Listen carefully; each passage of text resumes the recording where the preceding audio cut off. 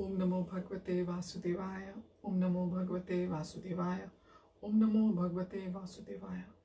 Welcome to today's reading from Sri Chaitanya Charitamrita, Madhya Lila, chapter 6, verse 261.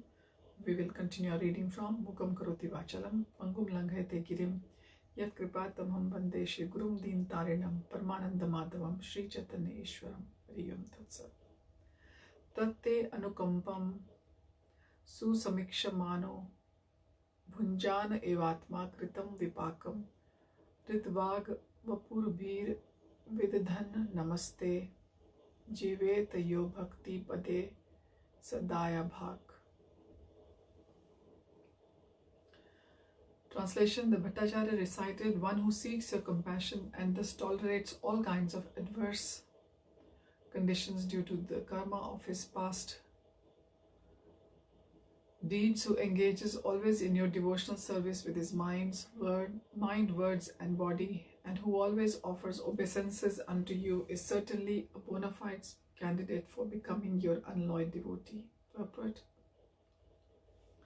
when reciting this verse from Srimad Bhagavatam 10.14.8, Sārvabhauma Bhaṭṭācārya changed the original reading from Mukti Pade to Bhakti Pade. Mukti means liberation and merging into the impersonal Brahman effulgence. Bhakti means rendering transcendental service unto the Supreme Personality of Godhead. Because of having developed pure devotional service, the Bhaṭṭācārya did not like the word Mukti Pade, which refers to the impersonal Brahman feature of the Lord. However, he was not authorized to change a word in Srimad Bhagavatam, as Chaitanya Mahaprabhu will explain. Although the Bhaṭṭācārya changed the word in his devotional ecstasy, Sri Chaitanya Mahaprabhu did not approve of it.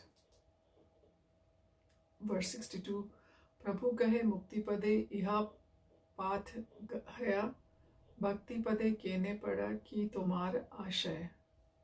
Sri Chaitanya Mahaprabhu immediately pointed out, in that verse, the word is mukti pade, but you have changed it to bhakti pade. What is your intention? Verse 63. Bhaṭṭācārya kahe bhakti sam nahe mukti phala, bhagavad bhakti vimukhera haya danda kevala. Sārvabhauma Bhaṭṭācārya replied, the awakening of pure love of Godhead, which is the result of devotional service, far surpasses liberation from material bondage. For those averse to devotional service, merging into the Brahman effulgence is a kind of punishment. Purport: in the Brahmanda Puran it is said, Siddha lokastu tamasaha pare yatra vasantihi siddha brahma sukhe magna daityascha harina hataha. In Siddhalok or the Brahmalok, there live two kinds of living entities: those who are killed by the Supreme Personality of Godhead due to their having been demons in their previous lives, and those who are very fond of enjoying the impersonal effulgence of the Lord. The word tamasa means the coverings of the universe. Layers of material elements cover the universe, and outside these coverings is the impersonal Brahman effulgence. If one is destined to remain in the Lord's impersonal effulgence, he misses the opportunity to render service to the personality of Godhead.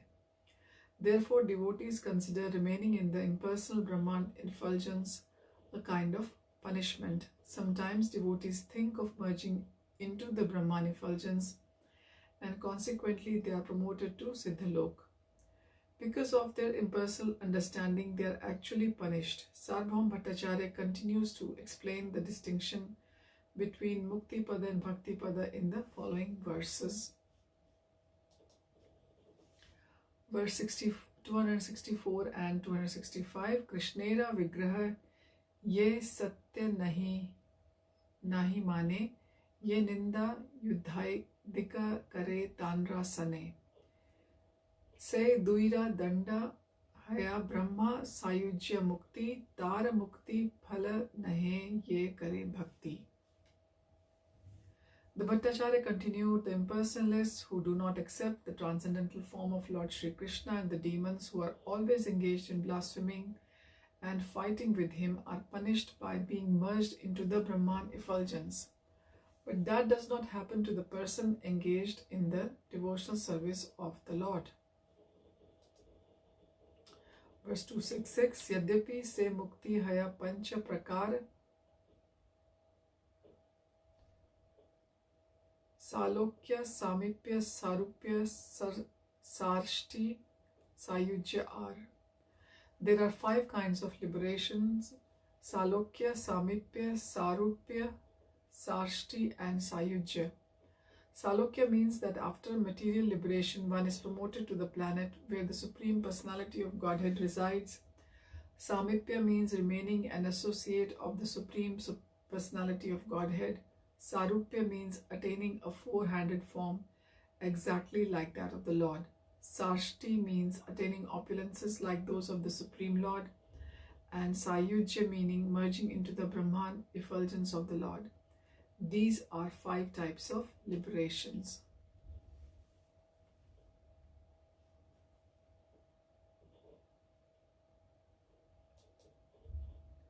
Verse 267, Salokyadi Chari yadi haya seva dwar tabu kadachit bhakta kare angikar. If there is a chance to serve the Supreme Personality of Godhead, a pure devotee sometimes accepts the Salokya, Sarupya, Samipya or Sarshti forms of liberation, but never Sayujya. Verse 268, Sayujya Shunite Bhaktera Haya Grina Bhaya Naraka Vanchaye Tabu Sayujya Na Laya. A pure devotee does not like even to hear about Sayujya Mukti, which inspires him with fear and hatred.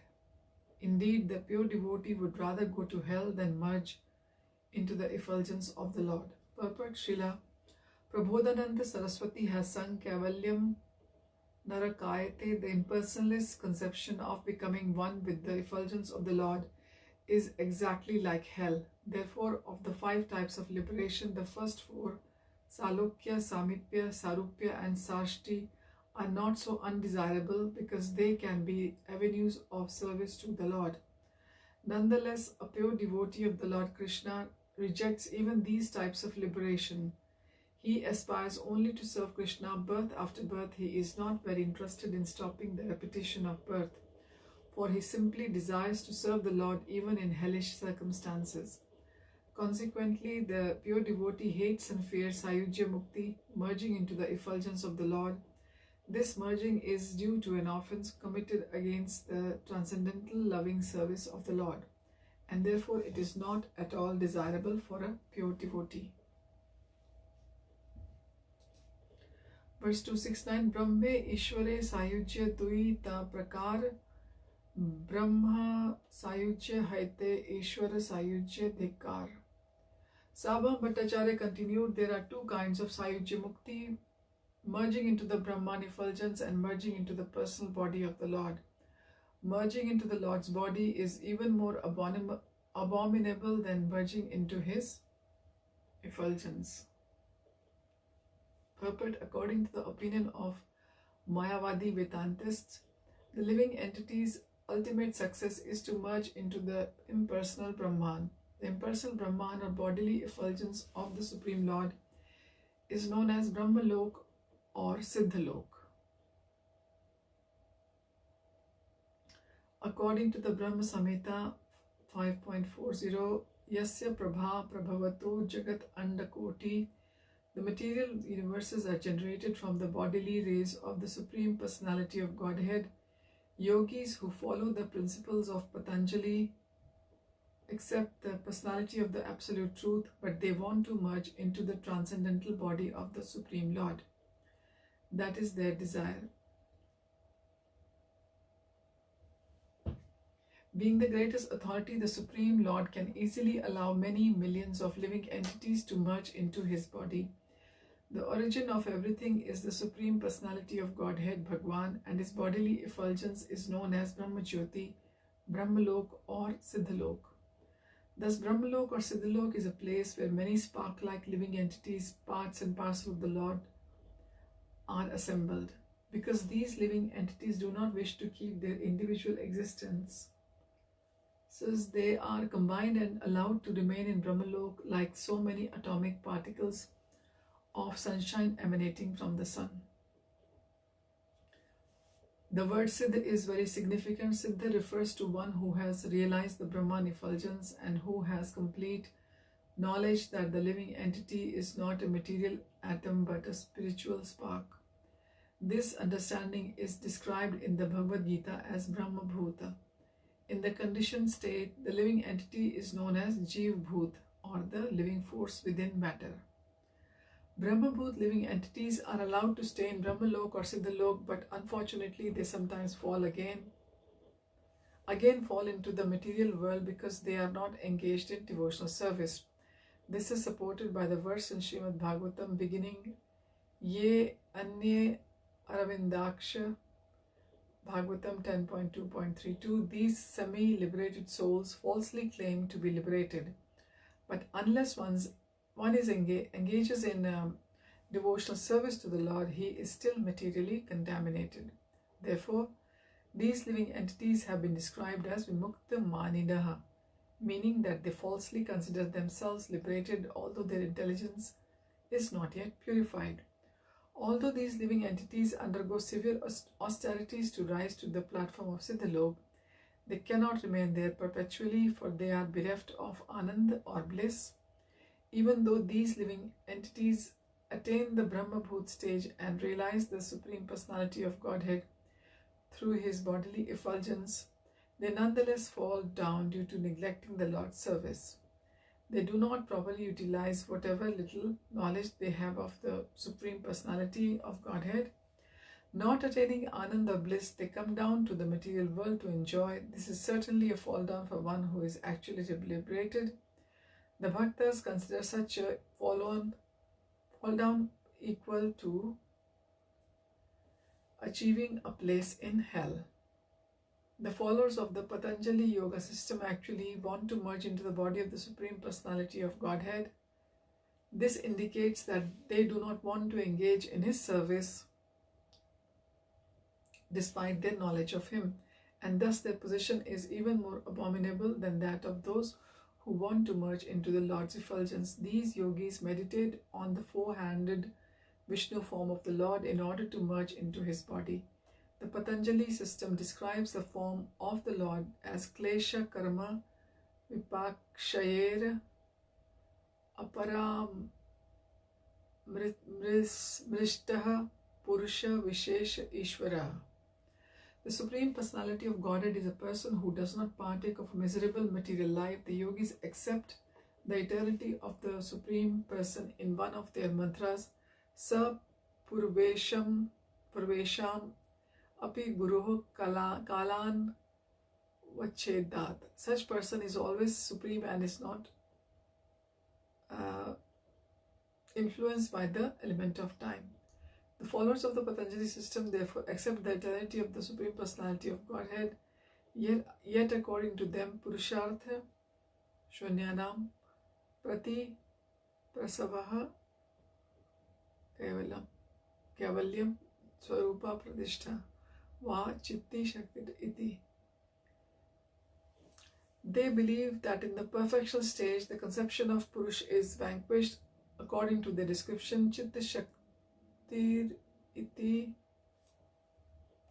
they believe that when one becomes perfect, he cannot remain a person. This yoga system is therefore abominable because its final conception is impersonal. In the beginning, these yogis accept the Supreme Personality of Godhead, but a personal conception of the absolute truth.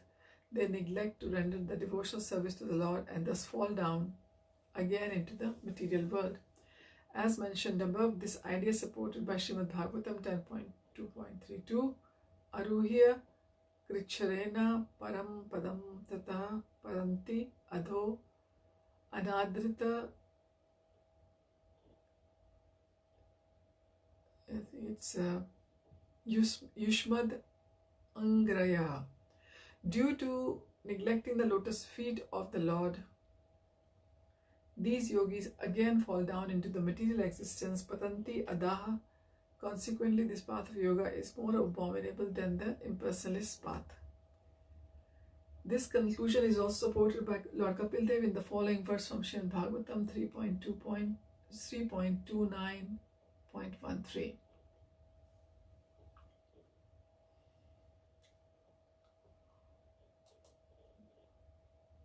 Verse 270, Shalokya Sarshti Samipya Sarupya Ekatvam Api Uta Diya Mananam Na Grihanti Vina Mat Sevanam Jana.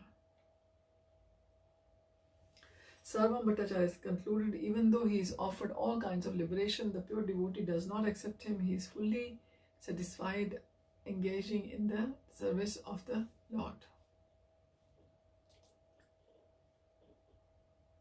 Verse 271, Prabhu kahe mukti pade ar arthaya mukti pada shabde sakshat ishvara kaya.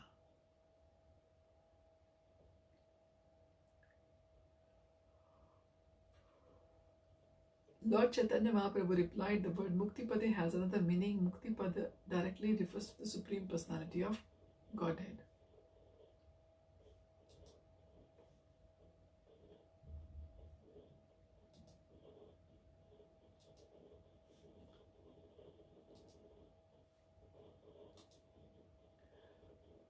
Verse 72, Mukti pade yanra se mukti padahaya kimva navam padarat muktir samsharaya.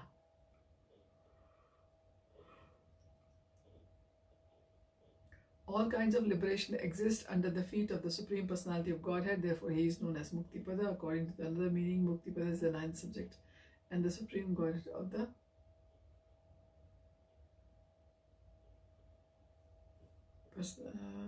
according to another meaning, Mukti is the ninth subject and Supreme Personality of Godhead is the shelter of liberation. Purport: Lord Shri Krishna is also known as Mukunda, or he who gives transcendental bliss by offering all kinds of mukti.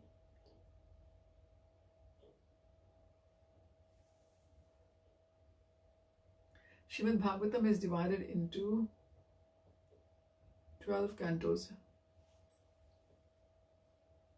And in the 9th canto, different kinds of mukti are described, but the 10th canto is the actual center of all discussion of mukti, because personality of God is Shri Krishna, who is the 10th subject of discussed in Srimad Bhagavatam, is the exclusive subject of the 10th canto. Since all types of mukti reside in lotus feet of Krishna, he may be called Mukti Pada. Verse 273, Dui arthe Krishna kahi kene patha phiri Sārvabhauma kahe pathe patha kahite na pari.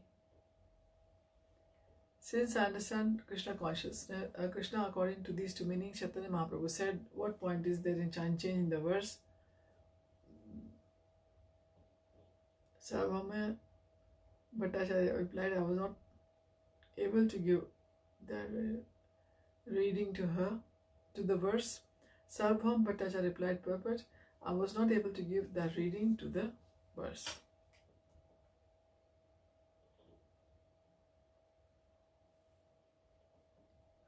To the verse.